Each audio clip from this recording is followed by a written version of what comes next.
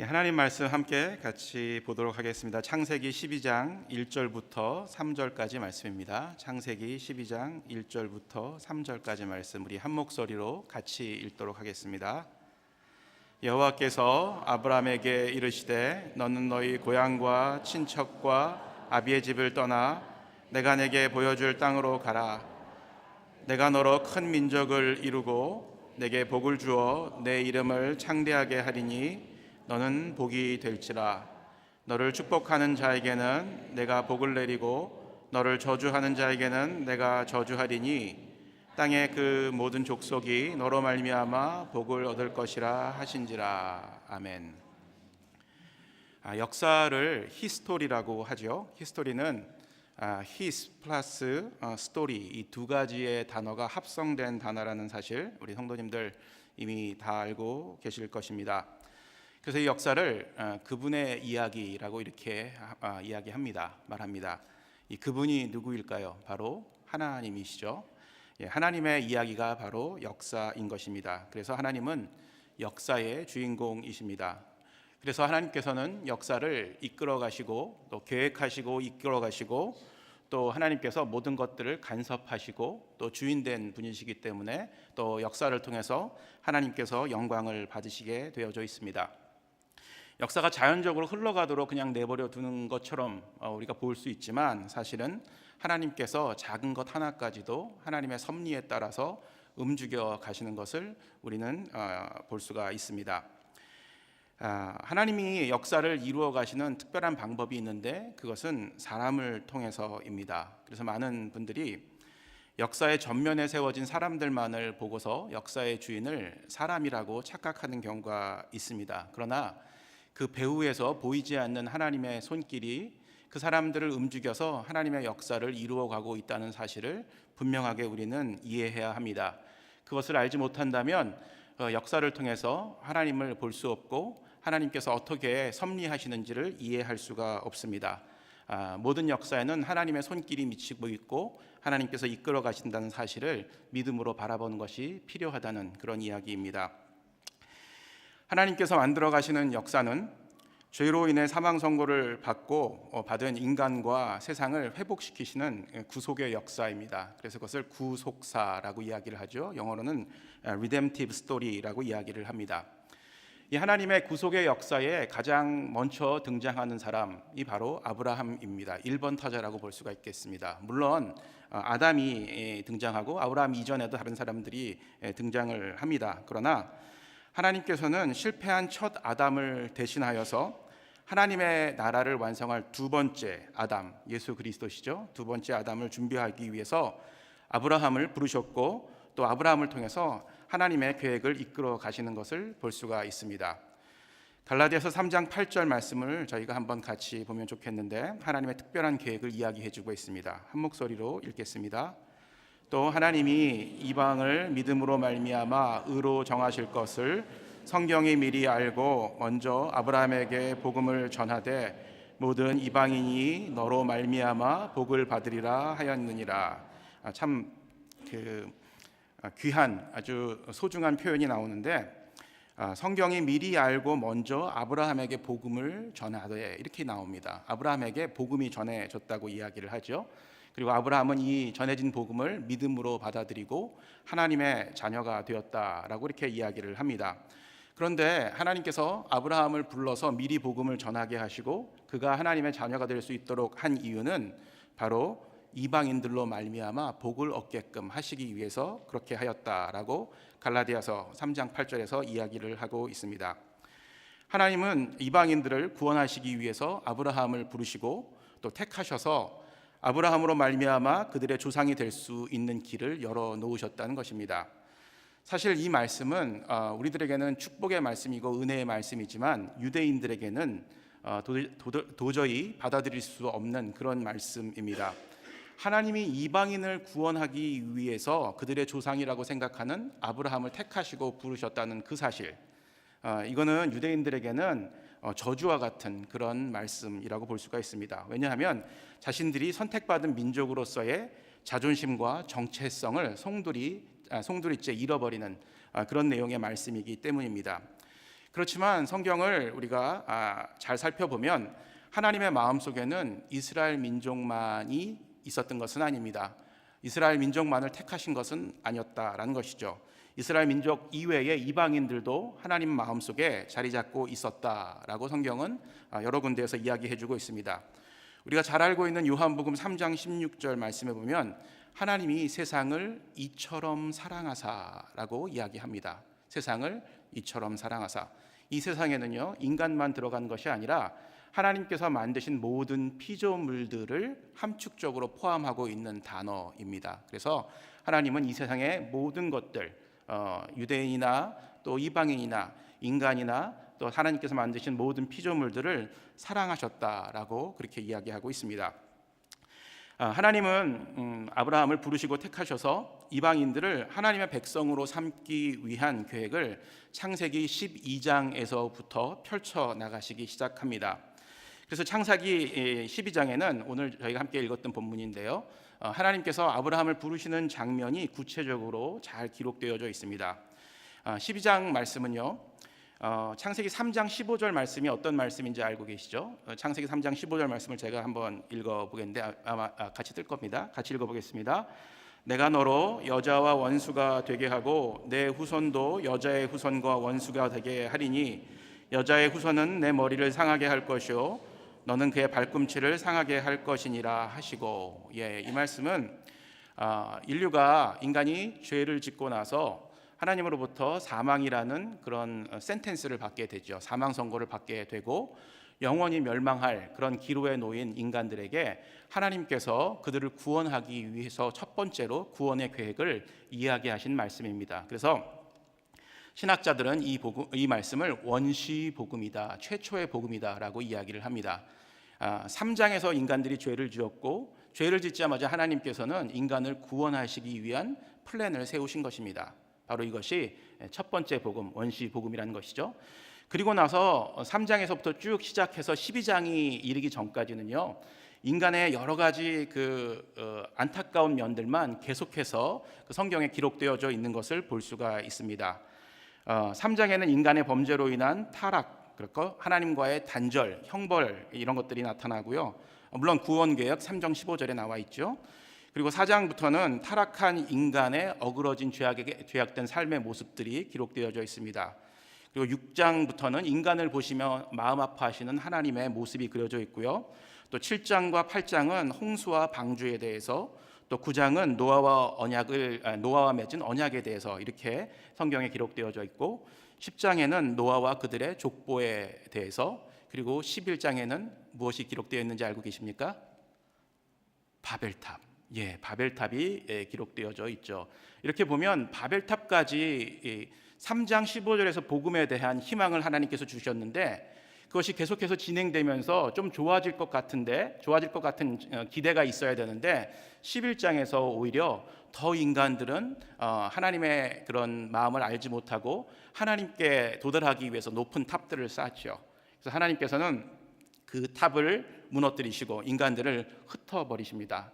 그리고 나서 인간들의 언어가 달라지게 하죠. 그래서 이제 타워 오브 베블이라고 하는데, 이렇게 인간이 이게 언어가 달라진 것을 또 이렇게 말을 제대로 표현하지 못하는 것을 베블링이라고 그러지 않습니까? 그때서부터 이제 언어가 달라졌기 때문에 그 탑의 그 이름과 비슷한 그런 단어를 통해서 인간의 언어 소통이 어려워졌다라는 것을 이야기해주고 있는 것입니다.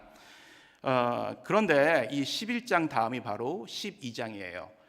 희망이 없는 것처럼 보였지만 하나님께서는 12장에서 이 죄로 인해서 멸망의 길을 걷고 있는 인간들을 구원하시기 위한 플랜을 이제 엑스큐션 한다는 것을 이야기해주고 계십니다. 3장 15절에서 얘기했던 그 복음을 드디어 실행에 옮기는 그런 엄청난 역사의 한 장면이 시작이 되는데, 그것이 바로 12장 1절, 2절, 3절 하나님께서 아브라함을 불러내셔서 하나님의 계획을 이루어가는 것을 시작하셨다는 것입니다. 그래서 이 12장은 굉장히 중요한 그런 성경의 키와 같은 그런 부분입니다. 이 12장을 우리가 알지 못하면 하나님의 구속의 역사에 대해서 온전하게 이해할 수가 없다는 것이죠. 하나님은 자기 형상대로 만든 그런 인간들을 죄악에도 불구하고 버리지 않으셨습니다. 정말 우리들을 구원하기 위해서 한 가족, 한 사람과 한 가족을 불러내셨고 그것이 그를 통해서 또 모든 인류에게 복을 주시겠다고 했던 것, 그것이 바로 하나님의 인류 구원의 첫 번째 계획이고 그 계획의 실현이었습니다. 하나님께서 오늘 아브라함을 불러내셔서 특별한 것을 약속을 해주시는 것을 볼 수가 있습니다. 몇 가지의 그 복합적인 약속이 이 아브라함과 맺은 언약, 아브라함을 불러내는 장면에 기록되어져 있다고 이야기를 하는데 그 하나님께서 주신 이 복합적인 약속에 대해서 조금 더 구체적으로 한번 살펴보도록 하겠습니다. 12장 1절을 보게 되면 이렇게 되어 있죠. 여호와께서 아브라함에게 이르시되 너는 너희 고향과 친척과 아버지의 집을 떠나 내가 내게 보여줄 땅으로 가라 라고 이야기를 합니다. 하나님은 아브라함을 불러내시면서 갈대아 우르에서 불러내시면서 특별한 땅을 준비해 주셨다는 것을 이야기해 주시고 그 땅으로 가라고 이야기를 해 주십니다. 땅의 이름이 뭐죠? 세자 가나안. 그렇죠? 거꾸로 하시면 안 됩니다. 안나가가 되면 안 됩니다. 가나안입니다. 가나안 땅으로 하나님께서 부르셨습니다. 이것이 첫 번째 약속이었어요. 땅을 주셨다는 것. 이 고대 근동에서는 땅이 의미하는 게 굉장히 중요한 의미를 부여를 해줍니다. 이 땅이 없으면 사실은 목축업을 할 수가 없죠. 농경 생활도 할 수가 없죠. 그래서 이 땅이라는 것은 엄청난 축복이고 또 재산이 되는 것이었습니다. 하나님께서는 아브라함을 갈대아 우르에서 부르셔서 새롭게 준비된 축복의 땅으로 부르셨습니다. 왜 부르셨을까요? 그 이유는 그 땅에서 큰 민족을 이루게 하기 위해서 부르셨다는 것입니다. 근데 이 부르심은요, 두 가지 단계로 일어납니다. 첫 번째는요, 아브라함을 갈대아 우르에서 불러서 가나안 땅으로 가라고 명령하십니다. 그런데 아브라함이 가나안 땅으로 가다가 중간 지점에 이렇게 그냥 스테이를 해버립니다. 꽤 오랜 시간 스테이를 했던 것 같아요. 그 땅의 이름이 하란이란 땅이었었죠. 아마 그 하란이란 땅이 굉장히 비옥하고 좋았던 땅인 것 같습니다. 그래서 그 땅에 머물러서 가나안으로 가는 것을 아마 좀 잊어버렸던 것 같습니다. 그래서 하나님께서는 그 아브라함의 아버지 데라가 죽자마자 두 번째 콜링을 하십니다. 약속한 땅으로 가라라고 다시 명령하시는 것이죠. 그래서 그 하란 땅에서 나와서 하나님께서 명령하신 가나안 땅으로 다시금 그 자리를 옮깁니다. 이때가 바로 75세였었는데 하나님께서는 75세 된 아브라함과 그 가족들을 다시금 하란에서 불러내셔서 가나안 땅으로 가게 하시는 것을 볼 수가 있습니다. 창세기 13장 14절에서 15절의 말씀에 보게 되면 이렇게 기록되어져 있습니다. 제가 읽겠습니다. 롯이 아브라함을 떠난 후에 여호와께서 아브라함에게 이르시되 너는 눈을 들어 너희 있는 곳에서 북쪽과 남쪽 그리고 동쪽과 서쪽을 바라보라. 보이는 땅을 내가 너와 내 자손에게 주리니 영원히 이르리라 라고 이야기를 합니다. 하나님께서 눈을 들어 보이는 모든 땅들을 아브라함에게 주겠다고 약속을 하는 장면이 창세기 13장 14절 15절에서 나와 있는 것을 볼 수가 있습니다. 이것이 하나님께서 아브라함에게 주셨던 첫 번째 약속, 첫 번째 언약이었습니다. 땅을 주겠다. 큰 민족을 이룰 땅을 주겠다는 것입니다. 두 번째 약속은 무엇일까요?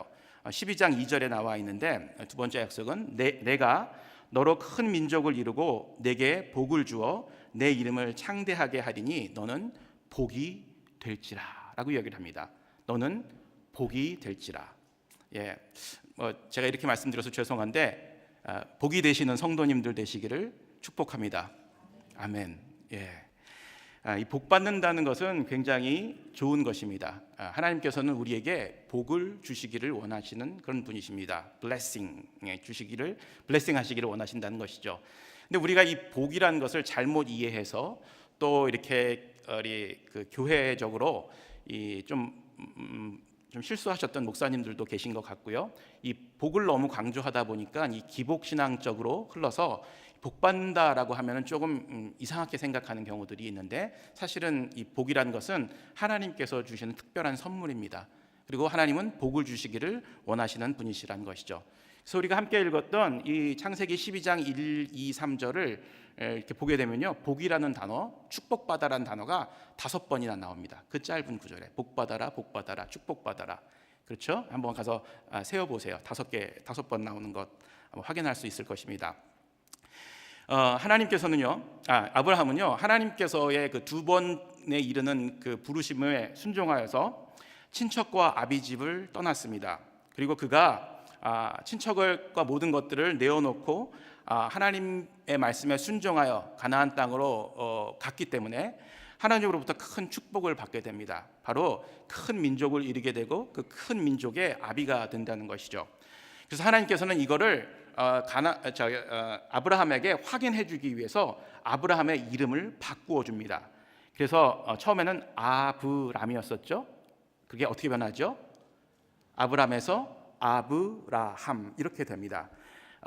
원래 아브람이란 뜻은 아브람 세자죠. 아브람이란 뜻은 높임을 받는 아버지라는 뜻입니다. 그런데 아브라함에는요, 많은 무리들의 아버지, 또 열국의 아버지라는 뜻이 있습니다. 여러 민족의 아버지.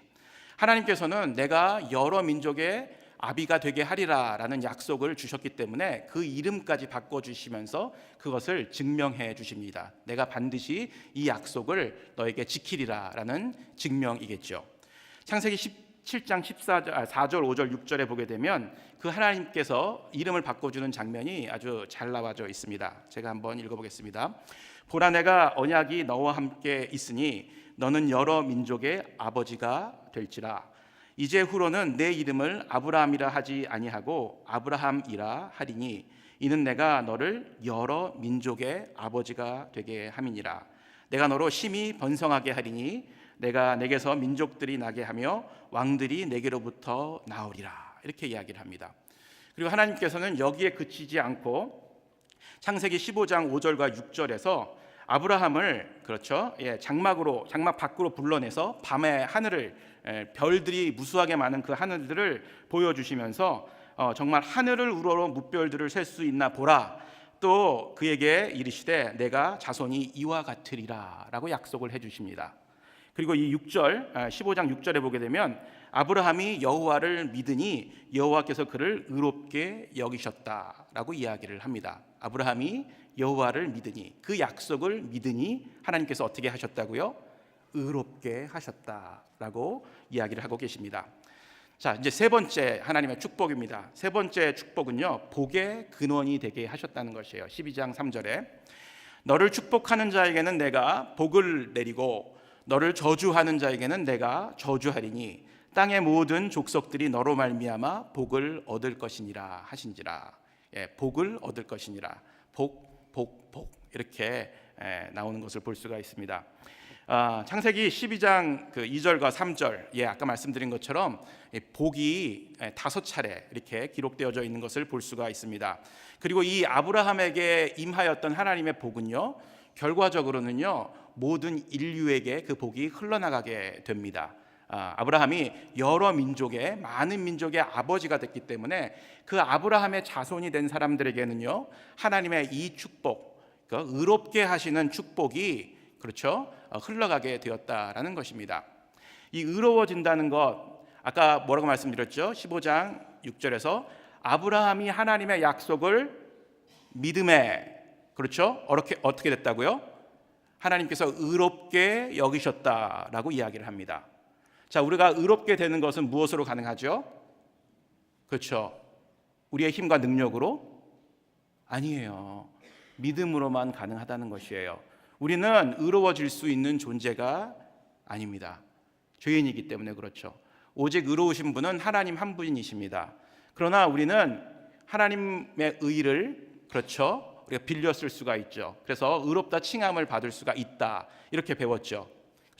예수님께서 십자가상에서 완벽하게 의를 이루셨기 때문에 그 예수님께서 이룬 의를 이룬 그것을 우리가 믿음을 통해서 받을 수가 있다, 빌려 쓸 수 있다, 이렇게 된 것이죠. 그래서 우리가 의로워진다는 것은요, 하나님께서 주시는 가장 큰 축복입니다. 우리가 의로운 존재가 아닌데, 죄인들인데, 하나님 앞에 설 수가 없는 존재들인데 감히 어떻게 하나님 앞에 설 수가 있을까요? 믿음으로써 예수님께서 이루신 그 의를 빌렸으므로 하나님 앞에 설 수 있는 의롭다 칭함을 받는 존재들이 됐다는 것입니다.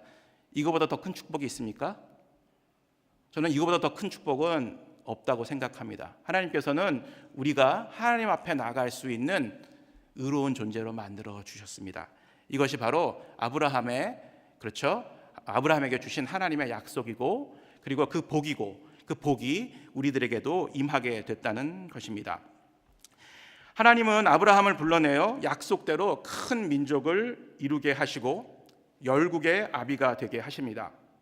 그런데 문제는 이 열국의 아비가 되게 하셨는데, 세계에서 가장 영향력이 있는 종교를 가지고 있는 두 민족이 서로 우리가 아브라함의 자손이라고 생각하고 믿으면서 싸우고 있어요.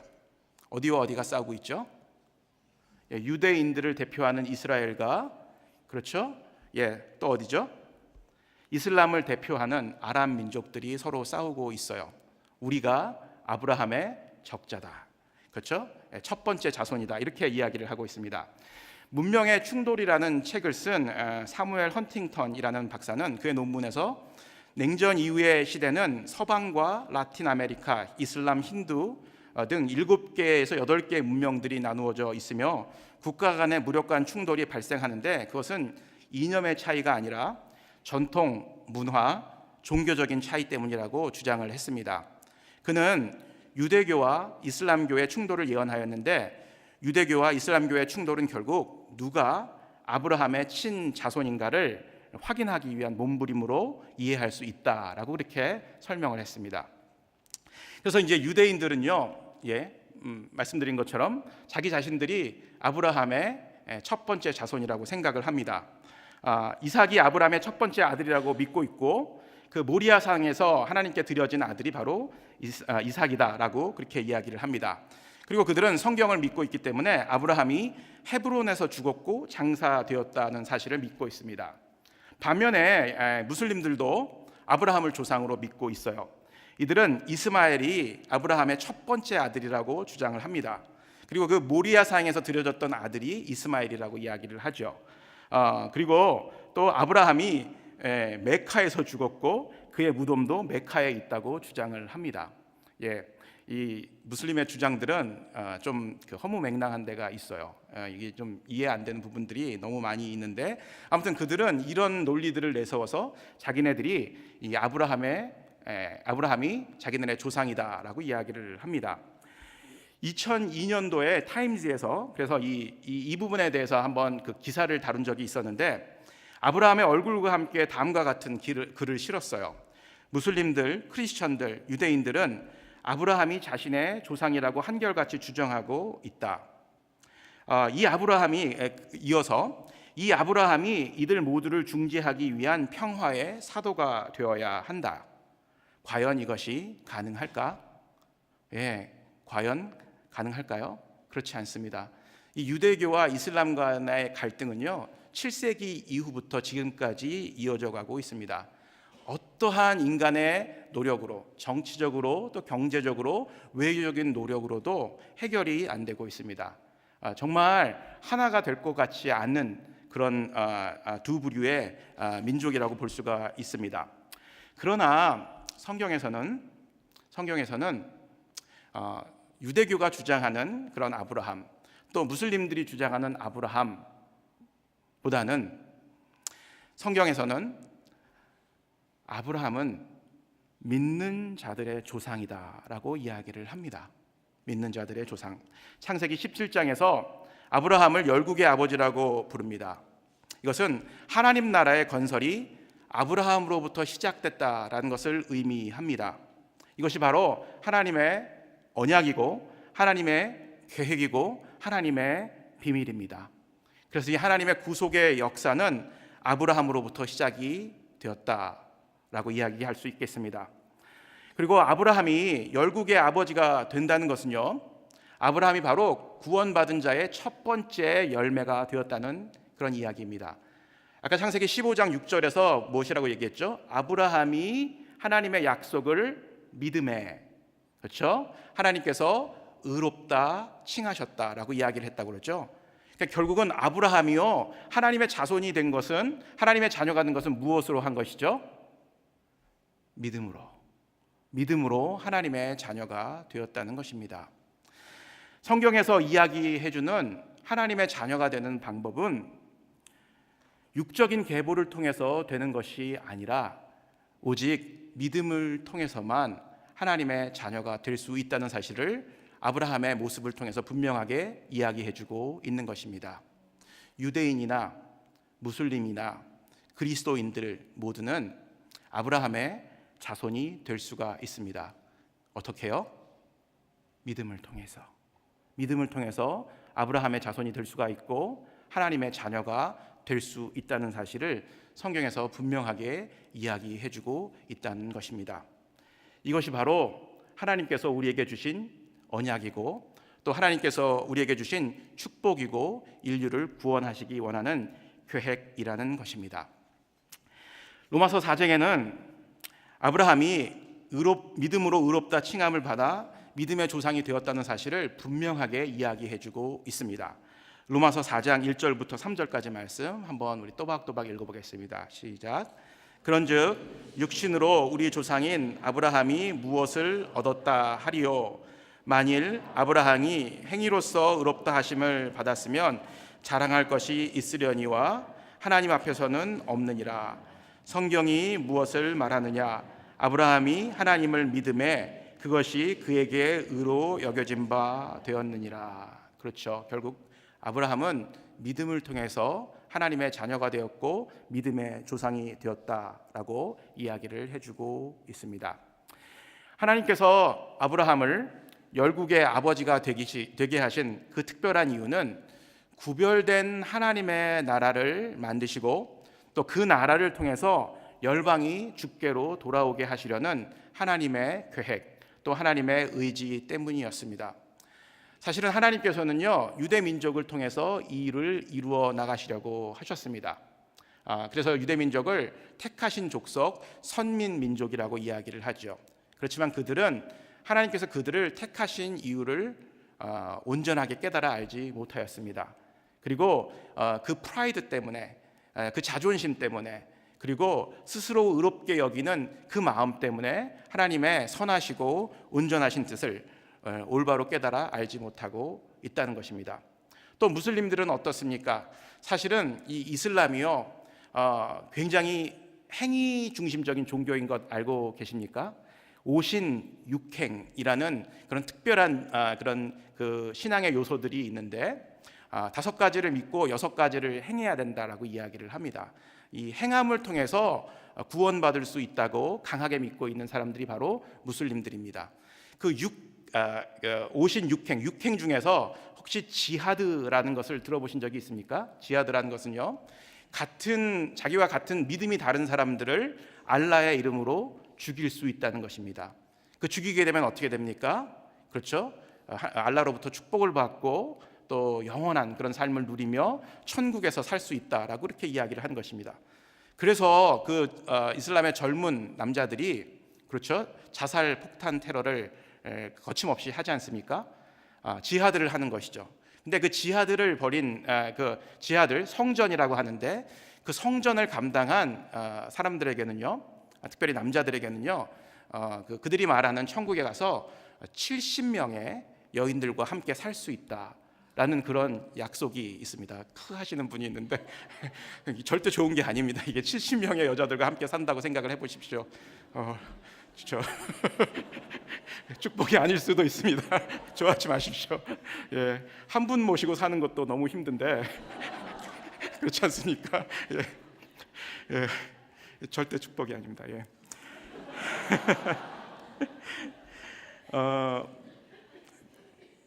좀 다시 이제 얼굴이 뜨거워집니다.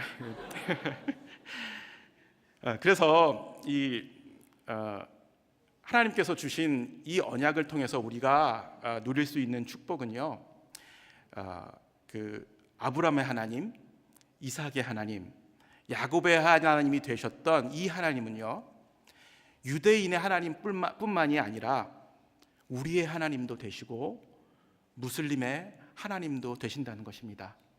어떤 사람들에게? 믿음으로 하나님을 나의 아버지로 고백하는 사람들에게 하나님이 되신다는 것입니다. 아멘이시죠?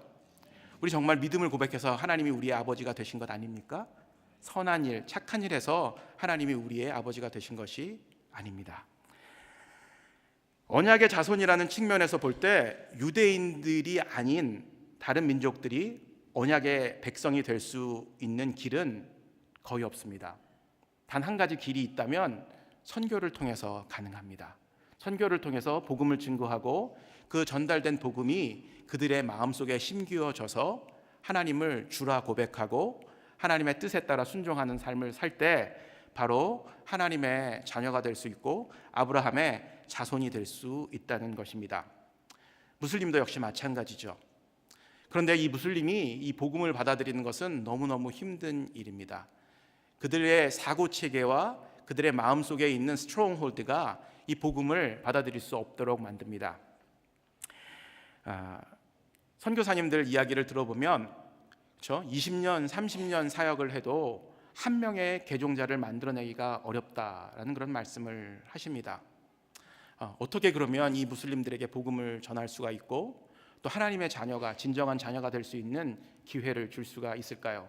사실 우리가 무슬림 선교를 이렇게 준비하면서 우리가 할 수 있는 것이 너무나 없기 때문에 좌절하고 낭망하는 경우가 많이 있습니다. 그렇지만 그렇다고 손 놓고 가만히 있을 수만은 없는 것이죠. 우리가 무슬림 선교를 위해서 할 수 있는 것은 바로 기도입니다.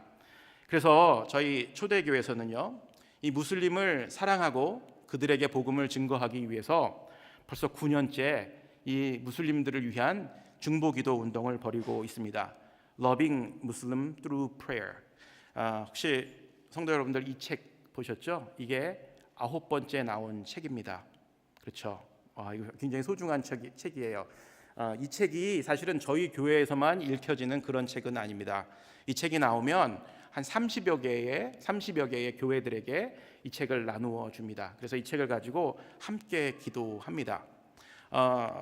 우리가 보기에는 이 기도하는 것이 뭐 아무런 힘이 없는 것처럼 보일 수도 있겠지만 사실 무슬림 선교를 위해서 가장 강력한 무기는 하나님께 기도하는 것입니다.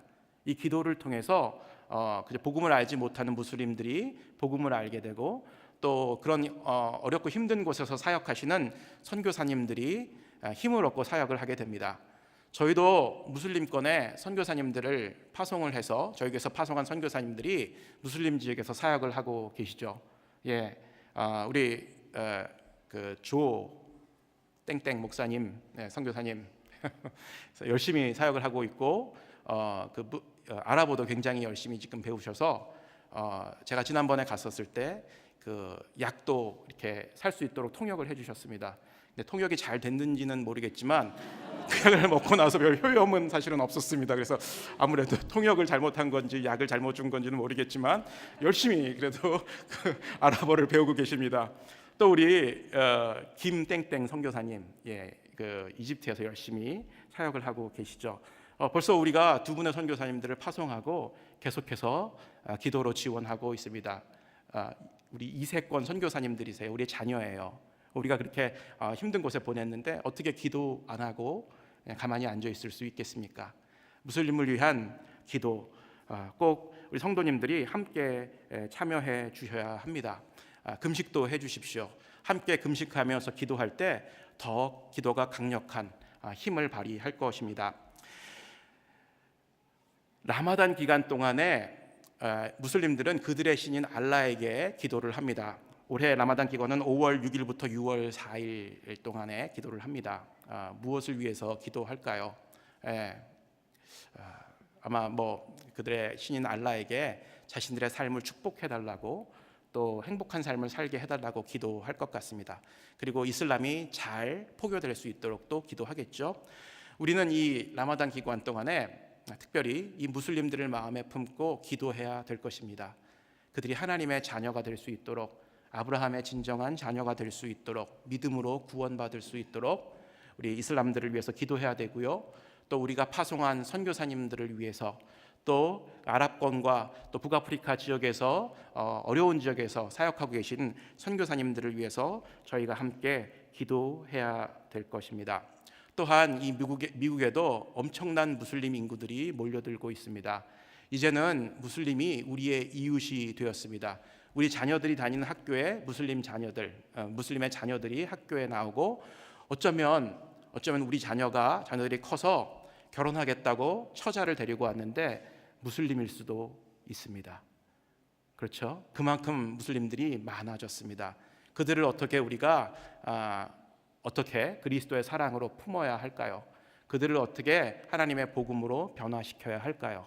무엇부터 시작해야 되겠습니까? 바로 기도부터 시작해야 된다고 저는 확신합니다. Loving Muslim through prayer. 이것은 이제는 우리 교회만의 그런 이벤트가 아닙니다. 이것은 하나님께서 우리 교회를 통해서 이 북미주 지역에 무슬림을 사랑하는 모든 성도들이 하나가 되어서 기도해야 된다는 하나님의 사인입니다. 30일간 우리가 무슬림을 사랑하는 마음으로 그들을 마음에 품고 기도합시다. 우리가 할 수 있는 최선의 노력을 다해서 그들을 바라보고 함께 기도로 나가는 우리 성도님들 됐으면 좋겠습니다. 한 가지 더, 이 책자에 보면 30개의 나라가 나오고 그 나라에 대한 기도 제목이 나옵니다. 이 기도 제목은요, 작년 12월에 우리 마드리드에서 마그렙이라는 북아프리카와 중동에 있는 선교사님들을 위한, 그 지역에서 오신 선교사님들을 위한 저희가 수련회를 했습니다. 여자 사역자들만을 위해서 수련회를 3박 4일간 하는데, 그 수련회 기간 동안에 저희 그 이슬람 선교팀에서 직접 받은 기도 제목입니다. 정말 생생한 기도 제목입니다. 그분들이 그 어려운 상황 가운데서 간절한 마음으로 기도하던 그 기도 제목을 저희들에게 나누어 주셨습니다. 왜요? 기도해달라고, 간절한 마음으로 기도해달라고 이 기도 제목을 저희들에게 나누어 주신 것입니다. 이 초대교회, 저희 교회 정말 선교적으로 중요한 사명을 감당하고 있는 교회입니다.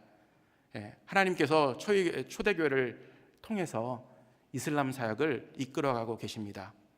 이 사역에 함께 기도로 동참하시는 우리 귀한 성도님들 되시기를 주의 이름으로 간절히 소원하고 또 축복합니다. 함께 기도하겠습니다. 거룩하신 하나님, 참 감사합니다. 그렇습니다. 하나님께서 우리를 통해서 부족하지만 연약하지만 하나님의 역사를 이루어가고 계시니 감사합니다. 특별히 무슬림을 저희가 사랑하는 마음으로 기도하며 그들을 사랑으로 마음에 품기를 원하오니 주의 성령께서 우리를 담대하게 하시고 강하게 하셔 주님께서 맡겨주신 귀한 사명들 잘 감당하는 저희들 될 수 있도록 축복하여 주시옵소서. 예수님 이름으로 기도합니다.